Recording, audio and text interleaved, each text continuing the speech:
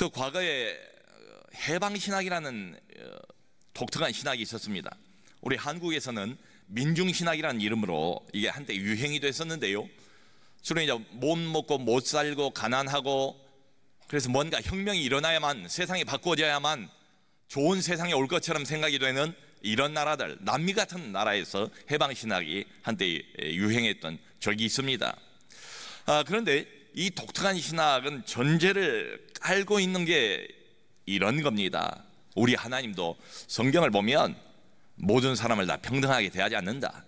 하나님도 어떤 사람은 미워하시고 어떤 사람은 편애하는 것처럼 보이지 않는가. 그러니까 하나님은 한마디로 노동계급을 더 편애하시고 아무것도 가진 게 없는 무산계급을 더 편애하신다. 구약 성경을 보면 하나님이 고아와 과부와 나그네를 더 중요하게 생각하는 이런 말씀들이 많이 있지 않은가.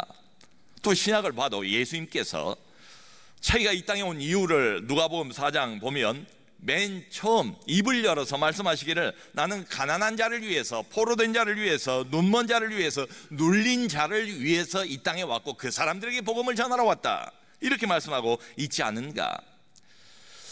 언뜻 생각해보면 이 말이 사실인 것 같지만 여러분, 오해를 해서는 안 되겠죠.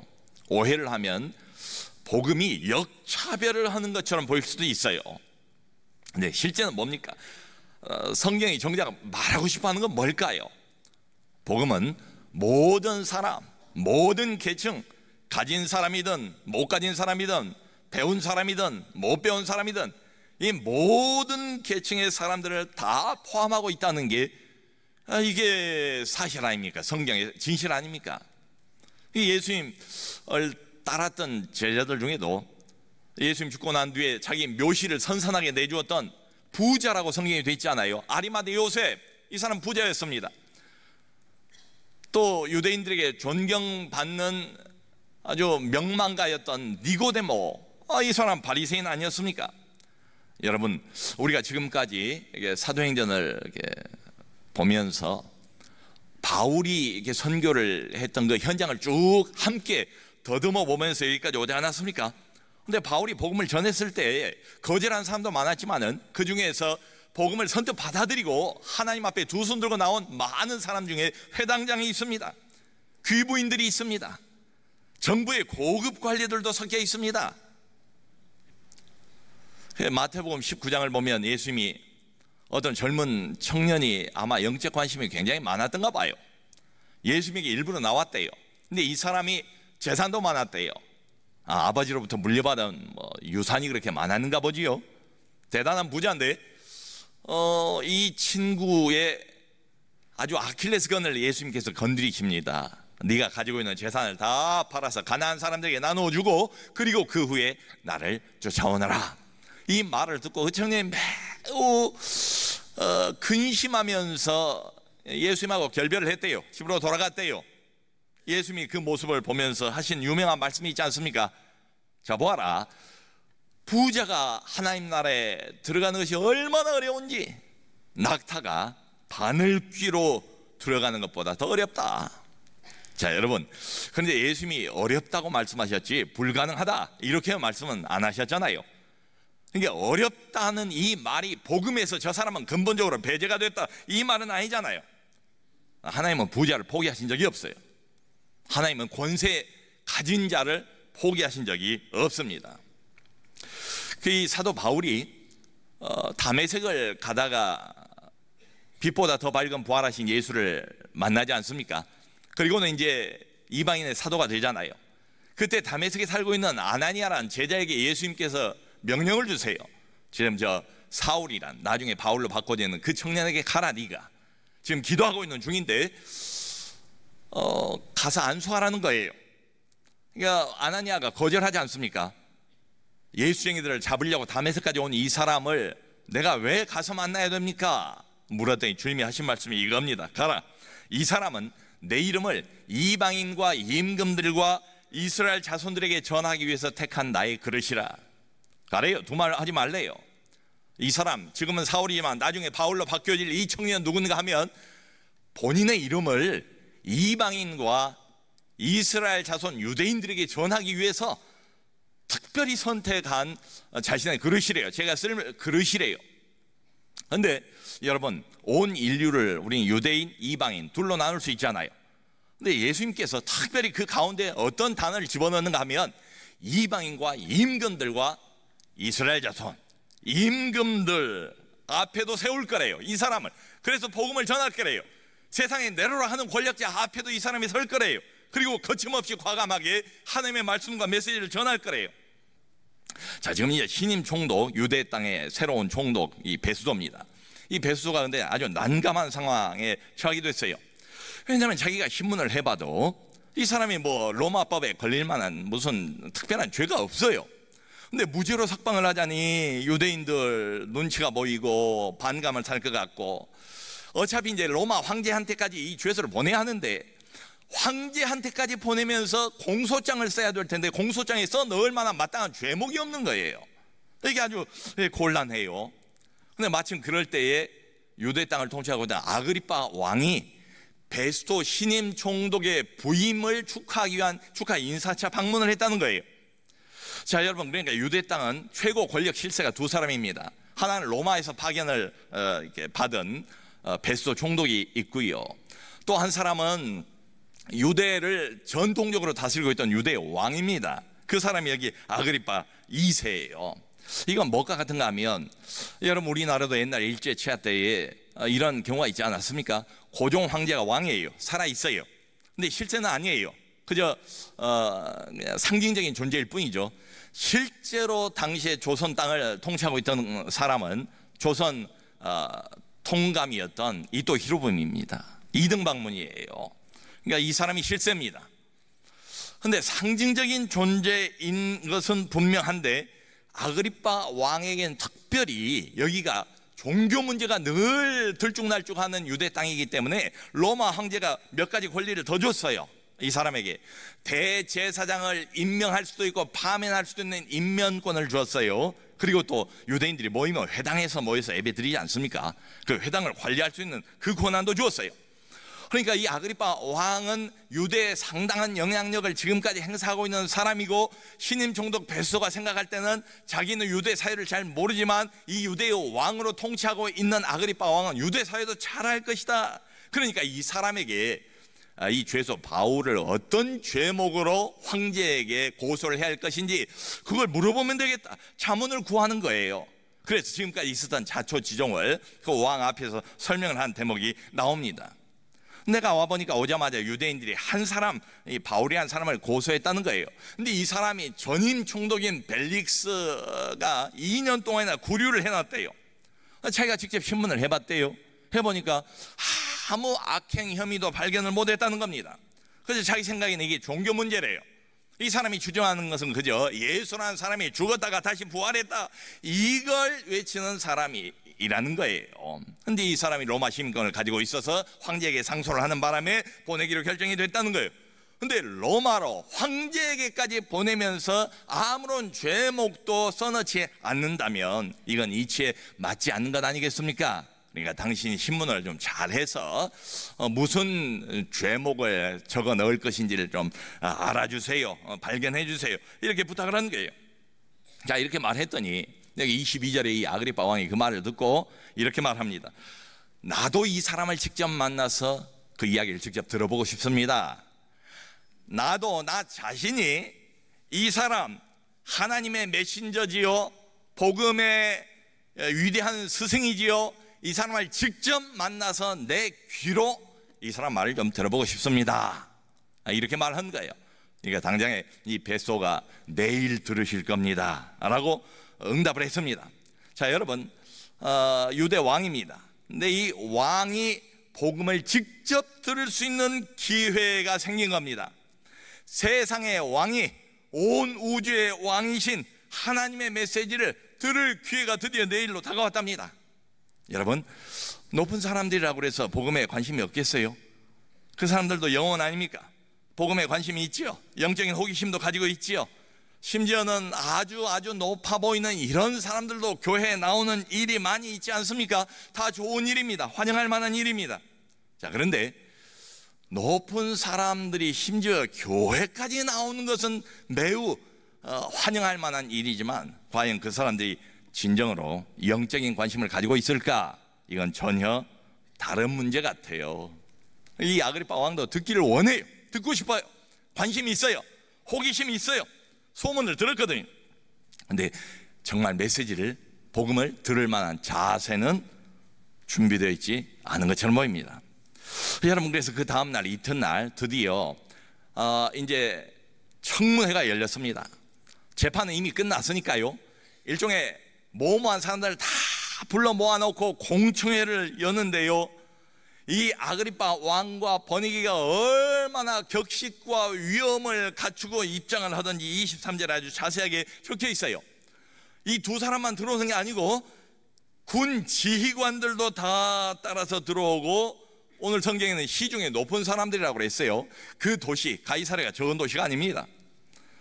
그 도시에 아주 모모한 유지들, 명망가들이 함께 죄다 청문회 장소에 모였대요. 그리고 이어서 베스토가 명령을 했습니다. 바울을 끌어내라고. 자, 여러분, 지금 이 아그리파 왕과 버니게라는 이 여자가 어떤 식으로 복음의 메시지를 듣기 위해서 다가가고 있는가, 이 사람들의 마음의 자세를 엿볼 수가 있지 않겠어요? 그냥 간편하게 형식 없이 그냥 정말 1대1로 만나서 필요한 이야기만 이렇게 들을 수 있는 이런 분위기가 아니고, 모든 사람들이 다 보란 듯이 한껏 자신의 권위와 위엄을 온 세상에 과시를 하면서 매우 화려하게 입장을 했다는 거예요. 근데 이게 왜 중요한가 하면, 이 사람은 아그리파 2세입니다. 근데 이전에 유대 땅을 다스렸던 유대 왕이 아그리파 1세예요. 자기 아버지예요. 그 아버지에 관한 이야기를 우리가 이전에 사도행전 12장에서 보았습니다. 여러분, 이 아그리파 2세의 증조 할아버지는 예수님이 나실 그 당시에 예수님을, 유대의 메시아를 발견하지 못하자 2살 아래의 모든 사나이는 다 죽이라고 명령했던 바로 그 사람이에요. 그게 증조 할아버지예요.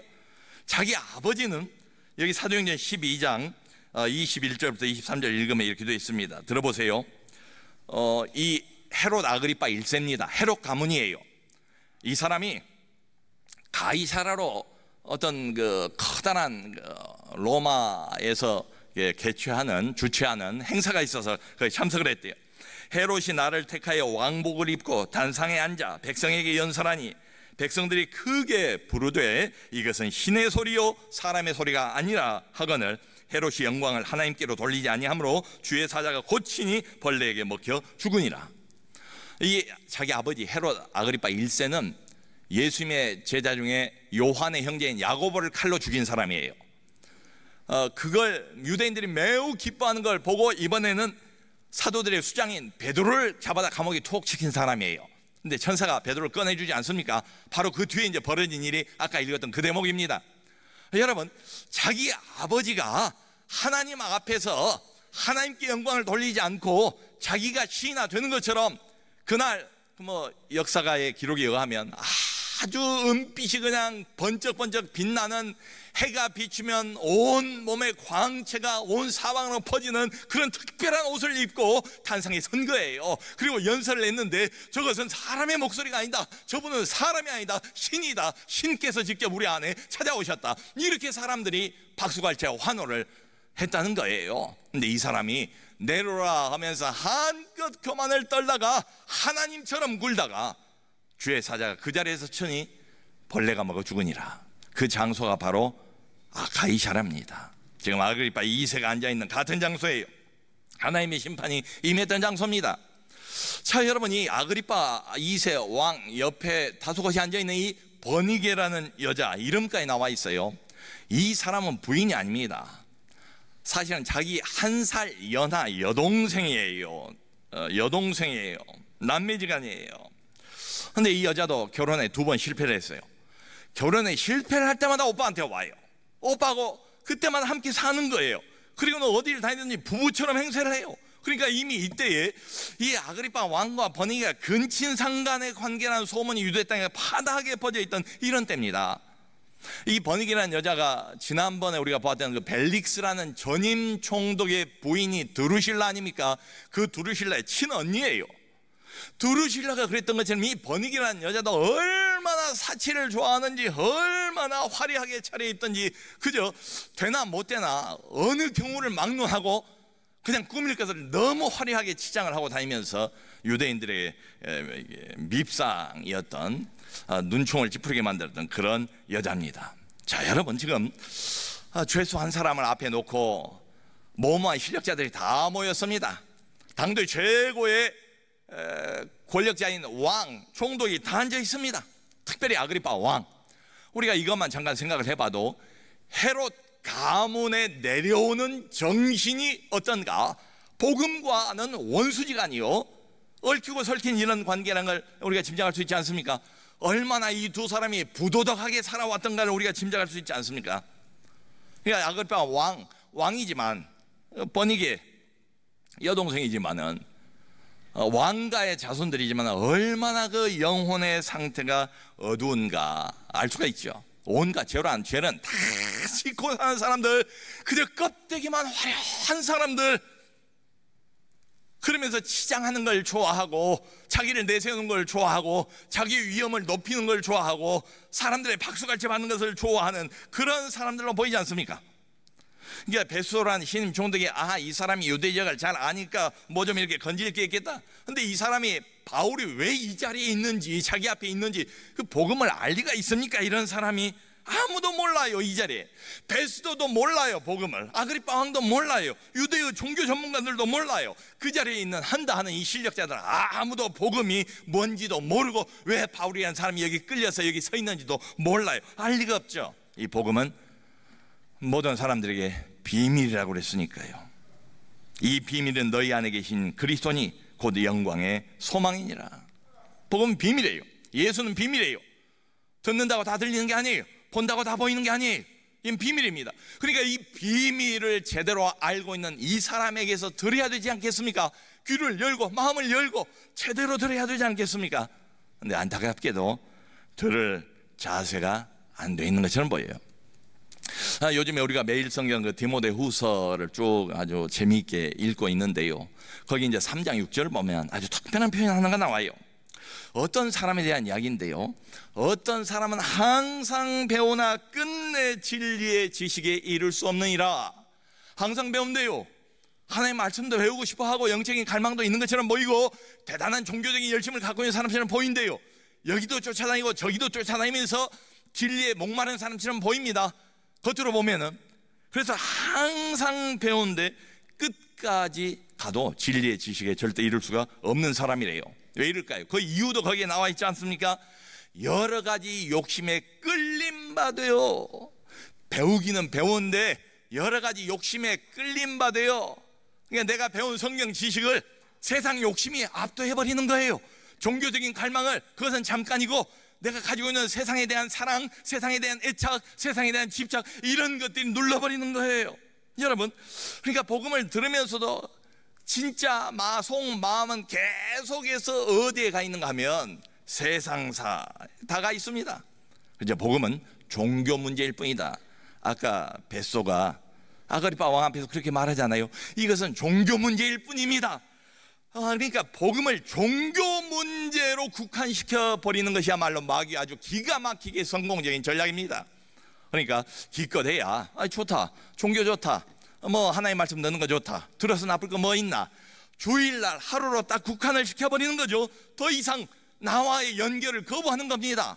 그러면서 자꾸 마귀와 그렇게 꼬이지 않습니까? 이것은 종교 문제일 뿐이야. 일상생활과는 관계가 없는 것이야. 너에게 중요한 것은 일상생활이야. 생활과 상관없는 종교 문제에 너무 몰두하지 마. C.S. 루이스의 그 스크루테이프의 편지라는 책을 보면 이 고참 마귀인 스크루테이프가 자기의 그 조카 마귀인 워드에게 권면하는 전략 중에 기가 막히게 잘 들어먹는 전략이 바로 이거예요. 사람들로 하여금 복음에 대해서 심각하게 생각하지 말라. 복음을 이성적으로 접근하게 하지 말라. 그저 복음을 단순한 종교 문제일 뿐이로 그렇게 몰아붙여라. 이렇게 권면한 대목도 나옵니다. 자, 여러분, 지금 이렇게 겉에 드러난 광경으로만 보면 참 얼마나 흥미로운 광경입니까? 가이사랴가 적은 도시가 아니거든요. 거기에 최고 실세들이 총독과 왕과 천부장들과 고급 지휘관들과 사회 명망 인사들이 다 모여서 이런 기회가 흔치 않을 거리요. 그러면서 얼마나 이 왕께서 위세당당하게 화려하게 등장을 했습니까? 그러다가 끌려 나온 이 바울이란 죄수, 이 사람은 초라하고 왜소하고 지극히 볼품없어 보이는 이런 사람이에요. 그 외모를 이렇게 전해 내려온 이야기에 하면 바울은 대단히 키가 작고 머리는 대머리인데다가 그리고 코는 매부리 코에다가 눈에는 늘 안지를 달고 사는 이런 사람, 그리고 지난 2년 동안 영창에서 고생하지 않았겠습니까? 옥중 생활에 처처해질 대로 처처해진 바울의 모습을 우리가 염두에 둬볼 수 있잖아요. 자, 여러분, 겉으로 보면 그런 모습이에요. 근데 실제는 어떻습니까? 실제는 뭐예요? 지금 복음의 비밀을 알고 있는 유일한 사람, 복음의 위대한 스승 앞에 이 사람들이 앉아있는 것 아니겠어요? 그들의 어두운 인생을 당장 고칠 수 있는 비밀을 갖고 있는 이 사람. 근데 안타까운 것은 들을 준비가 안 됐어요. 충분히 낮아지지 못했어요. 복음을 제대로 들을 수 있는 절호의 기회 아닙니까? 근데 영적인 갈망이 없어 보여요. 예수님 말씀도 이런 말이 있지 않습니까? 마치 돼지에게 진주를 주는 것과 같다. 돼지에게 진주를 주지 말라는 거예요. 여러분, 우리도 이렇게 살아가면서 이 비슷한 유형의 사람들을 만난 때가 있지 않습니까? 뭘 좀 가졌다고 해서 한껏 거들먹거리면서 온갖 소위 말하는 갑질은 해가면서 교만을 떠는 이런 사람들, 자신이 무슨 하나님이나 되는 것처럼, 전능자나 되는 것처럼 아무 소리나 막 하면서 사람을 무시하고 하나님도 없는 것처럼 사는 이런 사람들, 들어보면 정말 가관이지요. 실제보다 항상 자신을 과대평가하는 이런 사람들, 뭐 좀 가졌다고 말이죠. 정말 마음속으로는 그래, 너 이 세상에서 네가 그렇게 갖고 있는 것 실컷 즐기다가 지옥에 나가라 라고 말해주고 싶은, 그러나 정작 말은 못하는 이런 종류의 사람들 있지요. 여러분, 그 요즘에 우리 TV도 무슨 그 먹는 프로그램, 먹방이 그렇게 많아요. 한국 사람들이 스트레스를 다 먹는 걸로 푸는지. 그래서 어느 이제 그 방송을 보니까 그 방송에 이런 코너가 있어요. 제목이 나만 알고 싶은 집. 뭔지 짐작해 가시지요? 값도 싸고 맛도 정말 좋아요. 그래서 누구한테 안 알려주고 나만 그냥 알고 늘 나만 좀 즐기고 싶은 이런 집이라는 소리 아니겠어요? 여러분, 우리가 세상을 살아가면서 정말 복음과는 상관없는 이따위 종류의 사람에게 복음을 전하는 것은 이건 돼지에게 진주를 던지는 것과 같다라는 생각이 드는 이런 종류의 사람이라 할지라도 이렇게 생각하면 틀림없습니다. 하나님의 마음은 어떨까? 하나님은 우리에게 뭘 원하실까? 나만 알고 싶은 집과 정확하게 반대로 하시면 됩니다. 여러분, 바울이 지금 산지 사방으로 돌아다니면서 권력이 있는 사람이든 권력이 없는 사람이든 누구를 만나도 복음을 전하지 않습니까? 그 결과가 뭐예요? 여기 24절 보니까 베스토가 바울을 고자질하면서 유대인들이 그렇게 말한다는 거예요. 이 살려두지 못할 자, 살려두지 못할 사람이라는 그런 비방을 받으면서도 누구를 만나든지 바울이 주저하지 않고 서슴지 않고 거침없이 하나님의 말씀과 복음을 전하는 이유는 하나밖에 없어요. 나만 알고 싶은 복음이 아니니까. 나도 알아야지만 너도 알아야 되고, 돈 없는 자도 알아야지만 돈 많은 자도 알아야 되고, 권력 없어서 이 세상에서 찌질이 고생만 하는 자도 알아야지만은, 복음으로 위로받아야지만은, 내려라 하면서 그 자그마한 별것도 아닌 권력 가지고 하나님처럼 휘두르고 있는 이 사람도 들어야 하는 복음이기 때문에 그런 것 아니겠어요? 여러분, 복음은 사람의 일부를 고치지 않습니다. 하나님이 노리시고 하나님이 의도하시는 것은 사람의 어떤 머리 아니면 감정 아니면 손발, 이 일부만을 하나님께서 의도하시지 않아요. 사람의 전체입니다. 사람을 뒤집어 놓고 싶은 거예요. 여러분, 어떤 이념도 사람을 바꾸지 못합니다. 어떤 거룩한 이상도 사람을 완전히 뒤집지 못해요. 몇 가지 도덕, 몇 가지 교훈, 그것이 사람을 근본적으로 바꾸지 못합니다. 오직 복음만이 사람을 바꿀 수 있습니다. 통째로 바꿔요. 근본적으로 바꿔요. 위아래를 뒤집어 놓아요. 그러니까 오직 있으면은 본어게인이라고 말했겠습니까? 거듭난다고 말했겠습니까? 재탄생이라고 말했겠습니까? 다시 태어난 것이요 옛사람은 죽었고 새 사람으로 완전히 하나님 앞에 새로운 인생이라고 그렇게 선언하겠습니까? 여러분, 가진 사람, 기득권자들, 이 사람들에게 필요한 것은 바로 복음입니다. 복음만이 사람을 완전하게 바꿀 수 있습니다. 사람 자체를 바꿀 수가 있습니다. 이게 하나님이 의도하신 영적인 혁명이에요. 하나님 나라의 혁명이에요. 어떤 이상, 어떤 이념, 좌든 우든 그건 사람을 죽입니다. 그게 극단화되면 결국은 사람을 살리지 못해요. 죽이는 역할밖에 못해요. 복음은 사람을 살립니다.